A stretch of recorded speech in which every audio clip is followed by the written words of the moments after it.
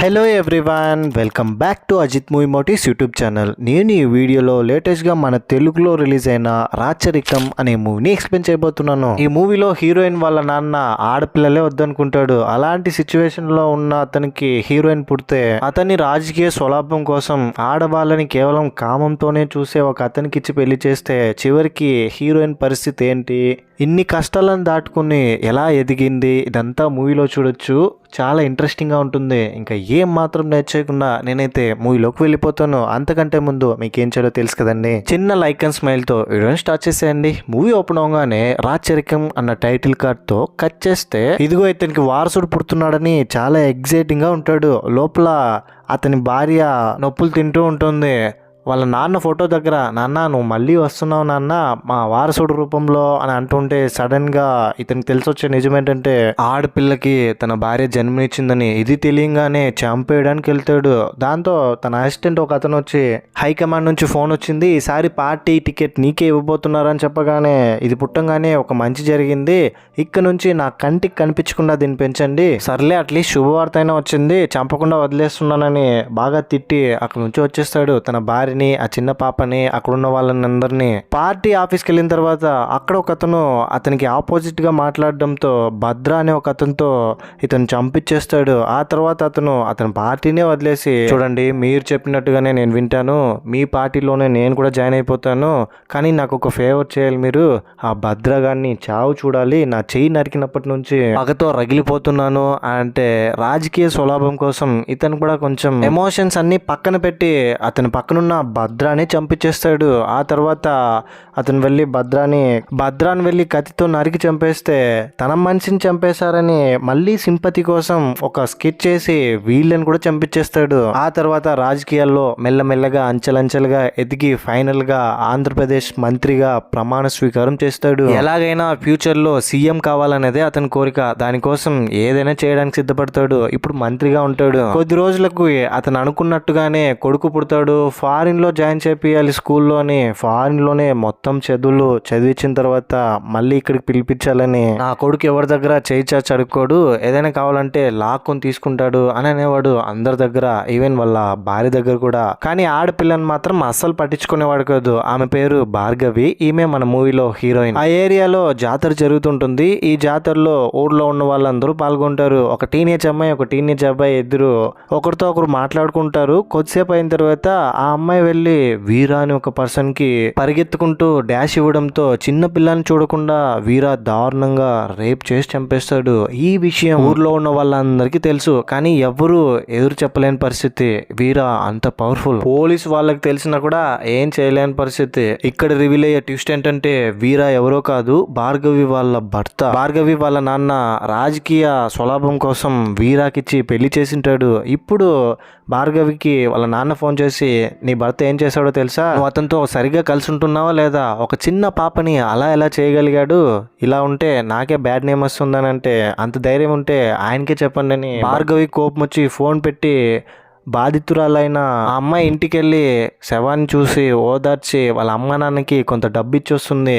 ఇది ఎవరు చేశారో నాకు తెలిస్తే వాళ్ళని ప్రాణాలతో వదిలిపెట్టను, ఆ దేవుడు కూడా శిక్షిస్తాడని. నిజానికి తన భర్తే ఇదంతా చేసింటాడు, కానీ భార్గవి ఏం చేయలేని పరిస్థితి. శివ, ఇతనే మన మూవీలో హీరో. శివ భార్గవి వీళ్ళిద్దరూ ప్రేమించుకుంటుంటారు. పెళ్ళైన తర్వాత కూడా భార్గవి శివాని కలవాలని చెప్పి శివ దగ్గరికి వచ్చి శివాని గట్టిగా హగ్ చేసుకుని, నేను వాడి దగ్గర ఉండలేకపోతున్నాను, నా గురించి నువ్వు వినే ఉంటావు కదా, భర్త దుర్మార్గాలన్నీ వెనకేసుకుని వస్తా ఉందని, నా భర్త చేసిన పాపాల్లో నాకు కూడా భాగం ఉంది ఒక భార్యగా, నేను మా ఆయన చేసే దుర్మార్గాలన్నీ చూసి కూడా ఏం చేయలేకపోతున్నాను అంటే, శివ నువ్వు ఖచ్చితంగా నలుగురికి మేలు చేయాలనే థాట్ ఎప్పటికీ నీకు ఉంటుంది, ఏం కాదులే అని అంటే, ఇప్పుడున్న రాజకొండ నువ్వు చూసిన రాజకొండ కాదు, మా నాన్న రాజారెడ్డి దగ్గర మీ నాయన లాంటి వాళ్ళు చాలా మంది ఉన్నారు, బానిసలుగా ఏం చెప్పినా చేయడానికి. ముఖ్యంగా అల్లుడు ఉన్నాడు వీరా నా భర్త. నా తమ్ముడు వివేక్ ఫారిన్ లో చదివి ఇక్కడికి వచ్చిన తర్వాత వాడేమైనా మంచివాడుగా ఉంటాడంటే,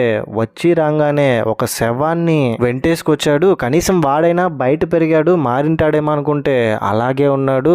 అతనికి పదవి మీద ఉన్న పిచ్చి ఇంకా దేని మీద కనిపించట్లేదు. సొంత నాన్నను కూడా ఏం చేస్తాడో అని భయంగా ఉంది. భార్గవి భయపడుతూ ఉంటుంది శివాకి ఏమవుతుందో అని. యాక్చువల్గా ఏం జరిగింటుందంటే, శివ భార్గవి వీళ్ళిద్దరూ ఒకే కాలేజీలో చదువుకుని ఉంటారు. భార్గవిని శివ వన్ సైడ్ గా లవ్ చేస్తుంటాడు. ఈ విషయం భార్గవికి కూడా తెలుసు, అయినా పైకి చెప్పేది కాదు. అతనే వచ్చి ముందు చెప్పనని భార్గవి అనుకుంటే శివనే భార్గవికి మాటల్లో చెప్పకుండా జస్ట్ కళ్ళలోనే ఎక్స్ప్రెస్ చేయాలనుకుంటాడు.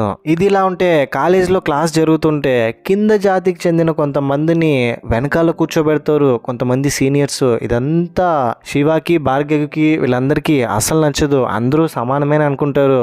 అప్పుడే క్రాంతి అనే ఒక స్టూడెంట్ అందరూ సమానమేని అందరినీ ఈక్వల్ గా చూడాలని పోరాటం చేస్తుంటారు. కుల మత జాతి మొదలైన వర్గ భేదాలు లేకుండా ఉండాలని. వాళ్ళు వచ్చి శివాని సేవ్ చేయడంతో క్రాంతి గురించి తెలుసుకొని ఇన్స్పైర్ అవుతాడు శివ. ఎలాగైనా క్రాంతిలాగా మనం కూడా మారాలి, అందరినీ సమానంగా చూడాలి, చాలా మంచి థాట్ కదా, అతనిలాగా మనం కూడా పోరాటం చేయాలి అని అనుకుని క్రాంతితో కలిసి అప్పటి నుంచి పోరాటాల్లో పాల్గొంటాడు కాలేజీలో సమాన హక్కు కోసం. ఇది తెలుసుకున్న రాజారెడ్డి ఎలాగైనా క్రాంతిని అరెస్ట్ చేయాలని క్రాంతి రూమ్ లో అతనికి తెలియకుండా డ్రగ్స్ పెట్టించి క్రాంతిని అరెస్ట్ చేస్తారు. ఇప్పుడు శివ స్టూడెంట్స్ అందరూ వెళ్ళి బయట నుంచి క్రాంతిని విడుదల చేయాలన్నా కూడా లోపల ఎవ్వరూ రెస్పాండ్ అవ్వట్లేదు.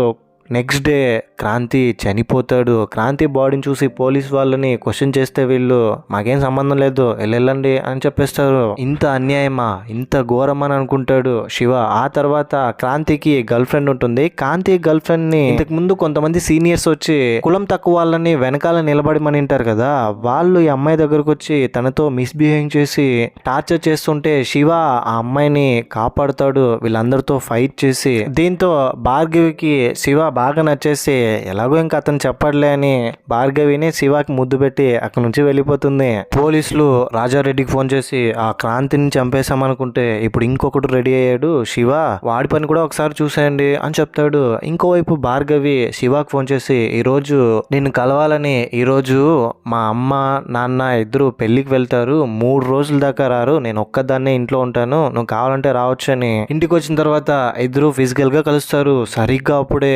రాజారెడ్డి ఇంటికి వస్తాడు. రాజారెడ్డి ఇంటికి రాగానే భార్గవి భయపడిపోతుంది. ఈ విషయం వాళ్ళ నాన్నకి ఎక్కడ తెలుస్తుందేమో అని. వాళ్ళ ఇంటి దగ్గరే వరి గడ్డి ఉంటుంది. అందులో శివాని చూసి రాజారెడ్డి కోపం వచ్చి ఎవడ్రా నువ్వు అక్కడేం చేస్తున్నావని వాళ్ళ మనుషులతో శివాని పట్టుకోమంటే కొంతమంది నక్సలైట్లు వచ్చి శివాని కాపాడి అక్కడి నుంచి వెళ్ళిపోతారు. ఈ నక్సలైట్లు శివాని సడన్ గా కాపాడడానికి ఎందుకు వచ్చారంటే ఇంతకు ముందే వాళ్ళు వాళ్ళ టీంలో జాయిన్ అవ్వాలని శివ నో చెప్పింటాడు. ఇప్పుడు శివ ఆపదలో ఉన్నాడని వచ్చి కాపాడింటారు. అక్కడే ఉన్న భార్గవిని చూసి పోయింది, మొత్తం పరువు పోయింది, కులం తక్కువ వాడితో నా కూతురు పడుకుంది. దాంతో రాజారెడ్డి ఎలాగైనా తన కూతురు భార్గవికి పెళ్లి చేసేయాలని ఆపోనెంట్ పార్టీ వాళ్ళతో చేతులు కలిపి, అంతవరకు వాళ్ళు శత్రువులుగా ఉన్నా కూడా సీఎం అవ్వాలి అన్న ఒకే ఒక కోరికతో అతను కొడుకుకు భార్గవినిచ్చి పెళ్లి చేసి ఇల్లరిక మల్లుడుగా ఇంట్లో పెట్టుకుంటాడు వీరాని. భార్గవి ఇంకా వీరాతో నరకం అనుభవిస్తూ ఉంటుంది. ఇది జరిగింటుంది. ఇంతవరకు జరిగిందంతా భార్గవి శివాతో చెప్పి ఏడుస్తూ అక్కడి నుంచి ఇంటికి వచ్చేస్తుంది. శివాని రాజారెడ్డి అలా చేసినందుకు జైల్లో పెడతాడు కొన్ని సంవత్సరాలు. ఇప్పుడే బయటకు వచ్చి ఎలాగైనా రాచకొండలో ఎలక్షన్స్ జరగాలి మళ్ళీ అని అనుకుంటాడు. అసలు ఎన్నికలు అని పేరెత్తే వాళ్ళు ఎవరూ లేదు. ఏకగ్రీవంగా ఆ ఏరియాలో ఎమ్మెల్యేగా రాజారెడ్డి ఉంటాడు రాచకొండలో. సరిగ్గా అప్పుడే రాజారెడ్డి అల్లుడు వీరా మీద ఒక అటాక్ జరుగుతుంది. ఈ అటాక్ లో వీరాని కొంతమంది చంపడానికి వస్తే వాళ్ళని వీరా చెప్పి ఇంటి దగ్గర పగతో రగిలిపోతుంటాడు. నా మీద అటాక్ చేయాలనుకున్నది ఎవరు నాకు ఇప్పుడే తెలియాలని. భార్గవి వీరా దగ్గరికి వెళ్ళి తగిలిన దెబ్బలకి మందు రాద్దామంటే కోపంతో లోపలికి వెళ్ళు అని చెప్తాడు. కొంచెం కూడా రెస్పెక్ట్ ఇవ్వకుండా భార్గవికి. భార్గవి ఇంటి లోపలికి వచ్చి తలుపులు వేసుకుని రుద్ర అనే ఒక అతన్ని రూమ్ లోపల పెట్టి చంప మీద కొట్టి 7 ఏళ్లుగా నేను వాడి దగ్గర నరకం అనుభవిస్తున్నాను, వాడిని చంపమని మనుషులు పెడితే ఎలాగోలాగా తప్పించుకుంటాడని నిన్ను చంపమంటే కొంతమందితో బాంబు వేసి నువ్వేం చేసావు, అది కూడా చేయకుండా ఇలా వచ్చి నా దగ్గర నిలబడ్డా. దున్నపోతులాగా ఒళ్ళు పెంచడం కాదు కొంచెం బుర్ర కూడా యూజ్ చేయాలని బాగా తిట్టి రుద్రాని అక్కడి నుంచి వెళ్ళిపోతుంది. రుద్ర వీరా పక్కనే ఉంటాడండి. ఒక మాటలో చెప్పాలంటే వీరా రైట్ హ్యాండ్ అనుకోండి. భార్గవి రుద్రాన్ని అప్రోచ్ అయ్యి వీరాన్ని చంపడానికి తనే ప్లాన్ చేసి ఉంటుంది. ఇప్పుడు ఆ టైంలోనే ఆ ఏరియాకి రాజారెడ్డి కొడుకు వివేక్ వచ్చి ఎలాగైనా వాళ్ళ నాన్నగారిని కాకుండా అతను సీఎం అవ్వాలని వాళ్ళ ఫ్యామిలీస్ లో చిన్న పిల్లలను కూడా చూడకుండా వాళ్ళని కిడ్నాప్ చేసి బ్లాక్మెయిల్ చేసి బెదిరించి ఆ ఎమ్మెల్యేలందరినీ కొనేసి కొంతమందిని ఇంకొక ఎమ్మెల్యేని అయితే ఏకంగా ఉరివేసుకునేలా చేస్తాడు వివేక్. ఆ తర్వాత వివేక్ వాళ్ళ నాన్న ఇద్దరు పార్టీ ఆఫీస్కి వెళ్ళి అంతవరకు సీఎం గా ఉన్న క్యాండిడేట్ దగ్గర ఈసారి ఎలాగైనా నేనే సీఎం అవ్వాలని రాజారెడ్డి అంటాడు. 2 సార్లు సీఎం పదవి నా చేతికి చిక్కినట్టే చిక్కి నువ్వు లాక్కున్నావు, ఈసారి ఖచ్చితంగా నాకే కావాలని. ఇంకోవైపు భార్గవి దగ్గర తన భర్త వీరా వెళ్ళి ఏంటి నీ లవర్ జైల్లో నుంచి బయటకు వచ్చాడంట, నువ్వు కూడా వెళ్ళి కలిసావంట, ఏంటి కథ, మళ్ళీ కలిసావా ఏంటి వాడితోని తప్పుగా మాట్లాడితే భార్గవి జస్ట్ కనిపించాడు మాట్లాడొచ్చాను అంతే అని చెప్తుంది వస్తున్న దారిలో. నేను నమ్మను, ఇన్నేళ్ళు జైల్లో ఆడవాసన కూడా చూస్తుండడు, నీకోసమే వెయిట్ చేస్తూ ఉండింటాడు, బయటికి రాగానే నిన్నేం చేయకుండా ఉండింటాడంటే నేను నమ్మాలని మళ్ళీ భార్గవినే తిట్టి పెళ్లి కాకముందే వాడిని ఇంటికి పిలిపించుకున్న దానివి, నువ్వు ఎలాంటి దానివో నాకు తెలుసు అని అంటే ఇంత మాట్లాడుతున్నావు, నువ్వు మగాడివైతే వెళ్ళి వాడితో ఫైట్ చేయి ఒక్కడివే వెళ్ళి, ఆ తర్వాత రా చూసుకుందామంటే వీరా కోపం వచ్చి శివతో వెళ్ళి ఫైట్ చేస్తాడు. వీళ్ళిద్దరి మధ్య భయంకరంగా ఫైట్ అవుతుంది, వర్షం పడుతుంది. అంతలోపే పోలీసులు వచ్చి గొడవ ఆపేస్తారు. వీరా శివాని ఏం చేయలేకపోయాడని ఫుల్ కోపంతో రగిలిపోతాడు. ఈసారి మళ్ళీ వాళ్ళ ఊర్లో జాతర వచ్చింది, అందరూ అంగరంగ వైభవంగా సెలబ్రేట్ చేసుకుంటున్నారు. వీరా ఊరికి కొంత దూరంలో 2 ఆడవాళ్ళతో కలిసి ఉంటే కొంతమంది వెళ్ళి వీరాని చంపడానికి ప్రయత్నిస్తారు. భార్గవి కూడా అక్కడికి వెళ్ళి అంతవరకు వీరా చేసిన అఘాయిత్యాలు దారుణాలన్నీ తలుచుకొని ఎంతలా హింస పెట్టాడో అన్నిటినీ ఒకసారి విజువలైజ్ చేసుకుని అమ్మోర్లాగా కత్తితో శూలంతో వీరాని చంపేస్తుంది ఒక భద్రకాళిలాగా. భార్గవినే వీరాని చంపింది అన్న విషయం ఊర్లో ఎవ్వరికీ తెలియదు. వీరా వాళ్ళ నాన్న రాజారెడ్డి దగ్గరకు వచ్చి నీ అల్లుడిని చంపేంత ధైర్యం ఈ ఊర్లో ఎవరికి ఉంది, వాడెవడో గాని స్కెచ్ వేసి చంపాడు, వాడి తల కావాలి అంటే రాజారెడ్డి కూడా కోపంతో రగిలిపోతూ ఉంటాడు. కూతురుకి ఇంకొక పెళ్లి చేస్తే ఇంకొక అల్లుడు వస్తాడని మీ ధైర్యం కదా, నా కొడుకు చంపిన వాడిని నువ్వు పట్టుకోలేకపోతే నేను నీకు సపోర్ట్ చేయను అని చెప్పేస్తాడు వీరా వాళ్ళ నాన్న. ఆ తర్వాత అక్కడికి వివేక్ వచ్చి రాజారెడ్డితో నాన్న ఎంతకాలం అని ఇలా సీఎం అవ్వాలని ఈ వయసులో కూడా కలలు గంటూ ఉంటావు, ఈసారి నేను సీఎం అవుతా, నువ్వు అందుకు ఏం చేయాల్సిన అవసరం లేదు, జస్ట్ కామ్గా సైలెంట్గా ఉంటే చాలు, మిగతాదంతా నేను చూసుకుంటాను అంటే రాజారెడ్డికి భయంకరమైన కోపం వస్తుంది వివేక్ మీద. కొడుకు పుట్టాడని ఎంతో ఆశగా ఉన్నాను, చిన్నప్పటి నుంచి ఆ ఆశతోనే నిన్ను ఫారిన్లో చదివించాను, రేపు ఫ్యూచర్లో నా వారసత్వాన్ని నువ్వే కదా తీసుకుంటున్నావు, నా తర్వాత ఎలాగో నీకే కదరా పదవి, ఒక్కసారి నేను సీఎం అవుతాను అని చెప్తాడు. కానీ వివేక్ వినిపించుకోకుండా చెప్తే వినిపించుకోనన్నా నేనే సీఎం అవ్వాలి, కొడుకు సీఎం అవబోతున్నాడు, అది కూడా ఇంత చిన్న వయసులో, గర్వంగా ఫీల్ అవ్వాల్సింది పోయి బాధపడుతున్నావు ఏంటి నాన్న, నువ్వు నాకు నచ్చలేదు నాన్న అని చెప్తాడు. సడన్ గా రాజారెడ్డి కొడుకే అతనికి వెన్నుపోటు పడడంతో ఫుల్ షాక్ లో ఉంటాడు, ఒక రకంగా ఫిట్స్ వచ్చిన లాగా అయిపోతుంది అతనికి. సరిగ్గా అప్పుడే భార్గవి కూడా అతని దగ్గరికి వచ్చి నాన్న మగపిల్లాడు అన్న ఒక్క పాయింట్ తోనే మీరు ఎంతో డబ్బు ఖర్చు పెట్టి ఫారిన్ లో చదివించి మరీ ఇక్కడికి పిలిచారు కదా, ఇప్పుడు చూసారా ఏం జరిగిందో, ఇప్పుడు నేను నీకు టిస్ట్ ఇవ్వనా, ఈసారి ఎన్నికల్లో నేను పోటీ చేయబోతున్నాను వీరా భార్యగా అని చెప్తుంది. ఇప్పుడు నేను మీ ఇంటి బిడ్డను కాదు, ఎప్పుడైతే నాకు పెళ్లి చేసేసారో మీ ఇంటి బిడ్డ కాకుండా వీరా వాళ్ళ ఇంటి బిడ్డగా మారిపోయాను, సో వాళ్ళ ఇంటి తరపున నేను పోటీ చేస్తాను, మీరేం కంగారు పడకండి నేను చూసుకుంటాను అని చెప్తుంది. దీంతో వివేక్ కోపం వచ్చి ఏంటక్క ఏం మాట్లాడుతున్నావు, నువ్వు పోటీ చేయడం ఏంటి, సీఎం అవడం నాకు ఎంత పెద్ద కలో తెలుసా, చిన్నప్పటి నుంచి అదే పిచ్చిగా బ్రతుకుతున్నాను అని చెప్తాడు.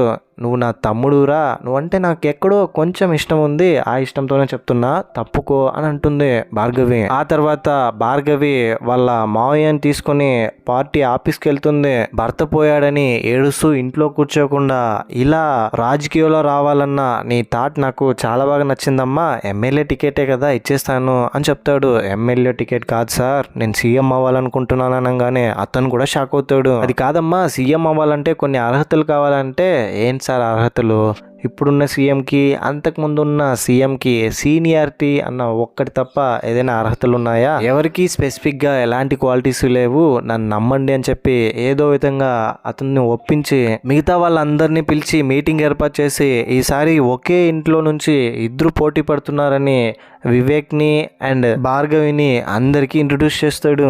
ఇంకో విషయం ఏంటంటే వివేక్కి ఒక గర్ల్ ఫ్రెండ్ ఉంటుంది. వివేక్ గర్ల్ ఫ్రెండ్ రాచకొండలో జరిగే దుర్మార్గాలన్నింటినీ ఇన్వెస్టిగేషన్ చేయడానికి వచ్చి ఉంటుంది. ఈ విషయం ఎవరికి చెప్పకుండా, ఈవెన్ వివేక్ కూడా చెప్పకుండా వివేక్ని ప్రేమించినట్టు నటించి అతని వ్యూహాలన్నిటినీ భార్గవికి చెప్పేలా చేసుకుని ఉంటుంది. భార్గవి తెలివిగా ముందుగానే కొద్ది రోజుల్లో ఎలక్షన్స్ రాబోతుంది, ఎలాగైనా వివేక్ సీఎం అవ్వాలని వాళ్ళ పార్టీలో ఉన్న నాయకులందరికీ డబ్బులు పంచుతాడు. వెంటనే వెనకాలే భార్గవి మనుషులతో వెళ్ళి వాళ్ళని బెదిరించి ఇందులో రుద్ర కూడా భార్గవికి హెల్ప్ చేస్తాడు. ఈసారి భార్గవమ్మ సీఎం అవ్వకపోతే నీకు మామూలుగా ఉండదని వాళ్ళ స్టైల్లో బెదిరించి వస్తారు. కొంతమందిని ఏం అడగకపోయినా భార్గవి నిజాయితీని చూసి ఓటేయాలనుకుంటారు. అవినీతి పరుల్ని ఎలా డీల్ చేయాలో భార్గవి తెలుసుకొని అలాగే డీల్ చేస్తుంది.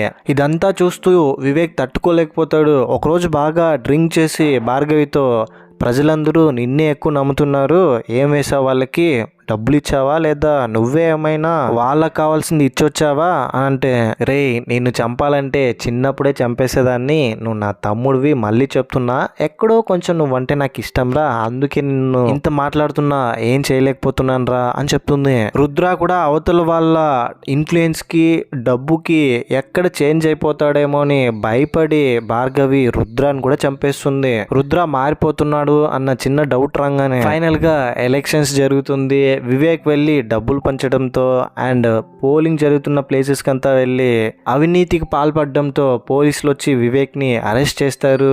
ఆ తర్వాత ఎలక్షన్ల రిజల్ట్ వస్తుంది. ఒక్కొక్క ప్లేస్ లో భార్గవి గెలుచుకుంటూ వస్తుంది. ఎలక్షన్స్ రిజల్ట్ వస్తూ ఉంటే భార్గవి వాళ్ళ నాన్నకి అన్నం తినిపించుకుంటూ, ఏం చెప్పావు నాన్న, ఆడపిల్లని నన్ను అప్పుడే చంపేయాలనుకున్నావు కదా, ఇప్పుడు చూసావా నేనే నిన్ను చూసుకోవాల్సిన పరిస్థితి, నీ కొడుకు నిన్ను అస్సలు చూసుకోవట్లేదు, ఇప్పుడు చనిపోయినా కూడా నీ కొడుకు ఏం ప్రాబ్లం లేదు, నన్ను నా ప్రేమను అర్థం చేసుకోకుండా ఎవరో ఒక అనామకుడికి నన్ను ఇచ్చి పెళ్లి చేసి నా జీవితాన్ని నాశనం చేశావు, ఇప్పుడు చూడు ఏం జరిగిందో, నేను ప్రజల జీవితాన్ని బాగు చేయాలనుకుంటున్నా, ఖచ్చితంగా నేనే సీఎం అవుతాను అని చెప్తుంది. యాజ్ యూజువల్ భార్గవి చెప్పినట్టుగానే ప్రజలందరూ భార్గవికి ఓట్లేయడంతో యునానిమస్ మెజారిటీతో భార్గవిని సీఎంగా అవుతుంది. ఇంకోవైపు వివేక్ జైల్లో నన్ను కూడా ఈ జైల్ సీఎంగా చేస్తుంది అన్న కలలతోనే బ్రతుకుతుంటాడు కోపంతో. భార్గవితో పోటీగా శివ కూడా నిలిచింటాడు వాళ్ళ ఏరియాలో, కానీ ఓడిపోవడంతో కొంచెం కూడా రిగ్రెట్ ఫీల్ అవ్వకుండా ఒక ఆడపిల్ల ఈరోజు సీఎంగా మారింది,